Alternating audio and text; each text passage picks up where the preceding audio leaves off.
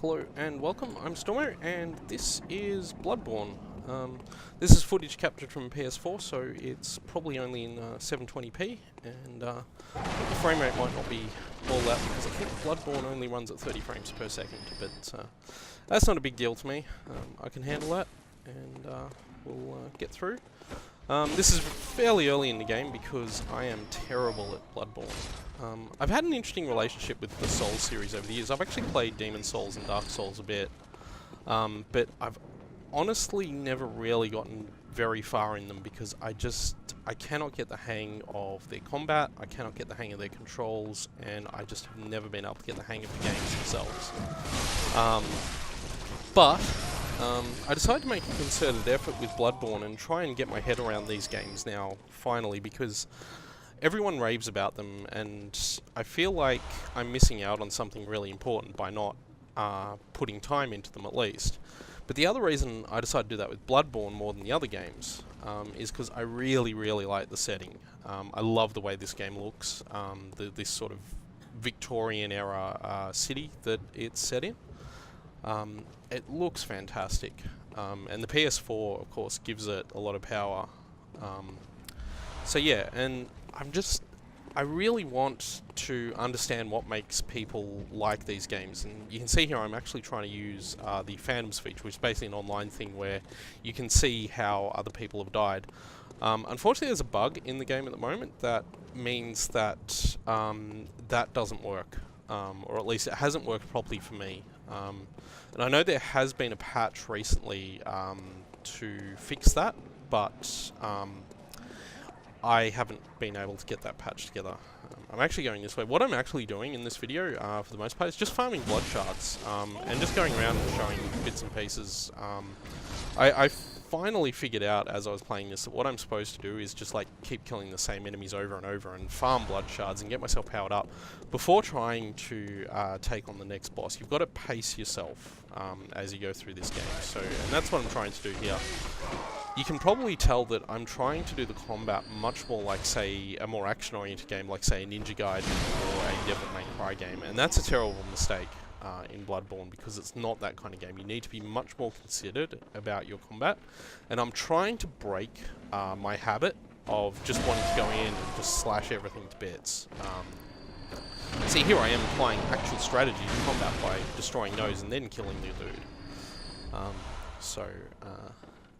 But yeah, and because I've never been able to get my head around this, because I prefer much more action-oriented games. I prefer games like Ninja Gaiden, I prefer games like Devil May Cry, where the goal is to just rush into combat and hack and slash until you win. And Bloodborne is not a game where you'll get very far by doing that at all. You need to be really careful, really considered. You see here I'm lining this up. I'm using the right stick to use the target lock-on feature, which is that white dot you can see on this dude here, who is quite scary, and I'm pretty sure I kill him in this. I recorded this yesterday and I forgot. This is a visceral attack. You can see I use the gun to stun him.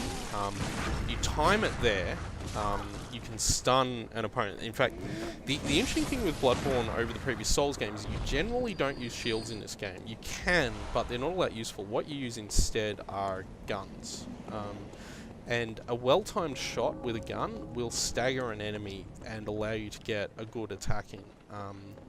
And you can also do a thing, you might have seen in that battle, you can also do a thing where when you attack an enemy, you can recover health. If they hit you, your health bar will go down, but there'll be like an orange segment of it that will stay, and if you attack the enemy while that orange segment is still there, you can recover that orange segment. I'm going into the Hunter's Dream here, and there'll be a long loading screen. One of the big flaws with this game right now is it has extremely long loading times, and I'm just going to let this loading screen play out because it goes on. So, actually that was not quite as long as some of the other loading screens I've encountered. So this doll here, you talk to her and she lets you channel your blood shards, your blood echoes. This isn't Diablo 3. And you can level up, and that's what we're doing here. And as with the Souls series, Blood Echoes are used not just for leveling up, but they're also currency that you purchase, and various other things. And I'm sort of just going through, you can see all the stats at the left side of the screen there. Each one of those, of course, governs a different thing. Vitality and endurance govern your health and your stamina, which is the green bar that basically governs combat. About the most important bar in the game, really. Strength governs 2 hands, skill governs 1 hand, Blood Tinge governs guns, and Arcane presumably governs magic.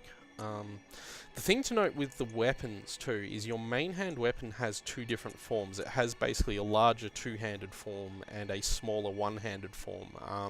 I'm using the Cleaver, which basically is a long-range weapon that can be cut to a fairly devastating short-range weapon. And the idea is to switch between them and level them up based, I guess, on your preference in combat.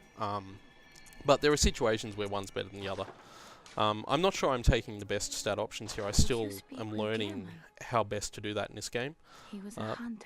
As I've said in the past, I'm trying to get into this because I really want to understand what makes these games so compelling to so many people. And I mean, maybe these games just aren't for me. Maybe I just don't appreciate the challenge. But the more I've played of Bloodborne and the more I've started getting my head around it, the more I've found that I actually like it. I get, this gives me the bell. Sorry, I wanted to listen to what the doll had to say there. But yeah, this gives me the beckoning bell, which is part of the multiplayer. You activate the beckoning bell and it will call someone with I think it's called a resonant bell, into your game, and they can come along and help you once you have the beckoning bell. So that's a really cool feature that this game has. Yeah, it's definitely worth getting that as soon as you can if you're getting stuck in the game, because you can get people to come in and help you. They can also come in and like not help you as well. People can invade your game and hurt you. This is repairing weapons. There's a couple other things you can do here. I haven't unlocked that one yet in this hall. This is basically the sort of hub around which everything else goes.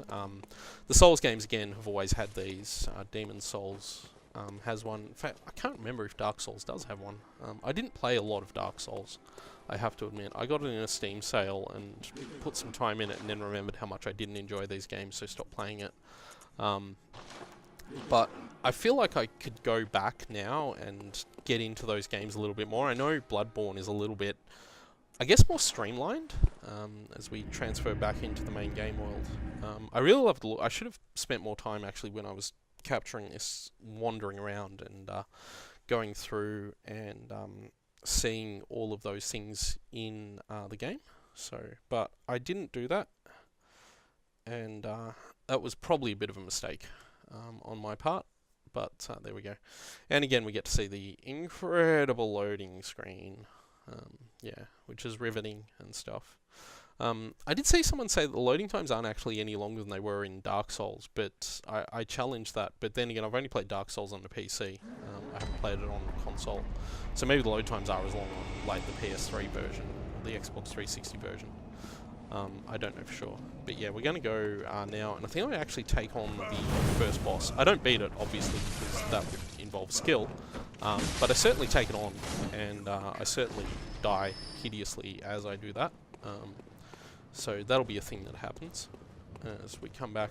Of course, when you die, or when you go into the Hunter's Dream area, which is where we just came from, all the enemies reset, so you can go and kill them all again. And the reason you might want to do that is so you can get more blood echoes, that I'm just going to keep calling blood shards, because apparently that's what I'm going to call them. Blood echoes, of course, when you die, you lose them, and you have to get back to where you were before you died to pick them back up, the ones you lost. The new thing with this game is that enemies can actually absorb them when you lose them. So what that means, I'll throw a pebble here, I think. There we go. What that means is that you have to kill the enemy again to restore the blood echoes. I don't think that actually happens to me in this video, because I don't die until I take on the boss. I'm actually showing off a surprising level of skill that I don't really have in this game. Yeah, there you go. That's normally how I play. And you can see the health recovery mechanic happening there as I attack the enemy after he hit me. The other thing I use there, that's a blood vial, which basically increases my health. It's the health recovery mechanism. The game's actually quite generous in giving it. That was beautiful. I have never before displayed that level of skill as I played this game. And that, of course, is a note, which is another one of the online features in this game. Players can leave you notes as we go through here and we fight the Cleric Beast. You can see how genuinely terrible I am at this game. I'm trying to use the pistol to stagger it in this fight, and I don't think I ever pull it off properly. But yeah, it's basically combat rolls. Get in, do a few slashes. That's me firing a gun because I'd forgotten to use the lock-on, which I will use once I get back here. I still haven't beaten this guy. I took him on again after I made this video and didn't get very far again. But I think this particular fight is the best I've ever done against this guy. I actually lasted longer than like the first few seconds of the fight, which is great. Have I said that I'm terrible at this game yet? Because I'm really terrible at this game. I make no pretense to being a good player, but I want to get better. I've never played a game where I've actually wanted to improve my skills so much as I played this game, because I really want to get further and further. I really want to see this world, because the world, I'm not sure I'd call it world building, but the world they've built, I guess, so it is world building, is, there you go, I think it's staggering there. And I do a bunch of damage, and then I stuff it up. But the world building in this game is really cool. I love the setting, and I love the concept of this city that is just basically so plagued and corrupted and rotted that literally everyone in it's either mad or turned into these beast creatures. And there's some kind of corrupt church thing and something else. I haven't fully unlocked any of the story yet. I'm just going by what I've read. And I know there's some fairly spoilery stuff. I've tried to avoid story spoilers, which isn't that hard to do with this game because the story's told in such a fragmented and piecemeal fashion, and that's okay. Like it's again another part of this series sort of quirk is the way they tend not to give you a lot of the story, and you sort of have to sort of infer it from the way the game works. But yeah, you can certainly tell there's a church because most of the bosses have like this church theme going on. So there was a ghost there for some reason. I'm not sure where that was. But yeah, you get the big dramatic music, then I get thumped, and I have to move quickly because it's getting thumped again. That was a waste of the blood vial. But yeah, and then I die, because that's what happens in this game. You just die all the time. So yeah, so that's Bloodborne. I'm really enjoying myself, and I really hope you guys will enjoy it too. This is all you're going to see of it because the loading screen will end very shortly. Thank you all for watching, and I will see you all next time.